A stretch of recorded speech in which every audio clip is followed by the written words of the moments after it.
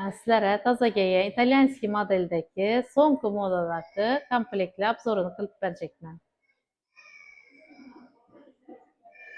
Bu komplektimiz yaş qızlarımız üçün çıraylı duradan, sifətli, çıraylı qılıb işləyən komplekt hesablanır. Qramı 8 qram ətrafında. Bu komplektimiz qramı 12 qram ətrafında boladı. Kalın, müstəhkəm, işlənişi zor, görünüşü həm də çıraylı. Bu modelimizdən taza gəldi. Həli sifətli çıraylı nədirsə, dorik ala bilən bezetilgən qramı 8 qram ətrafında.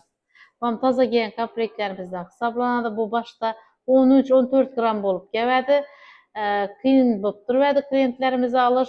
Hazır şunun 9 qramlıq variantları gəldi. Bu komplektimizdən, Buladım çıraylı, görünüşəmdim hoşray, üzü iki kolda çıraylı bopturadı, ilişmiydi, hoşray nərsələr. Komplekt alacaq olsanız bizlərə müraciət qılın, ya ki videonu komplekt alacaq bu bürgən danışlarınıza yuvarın.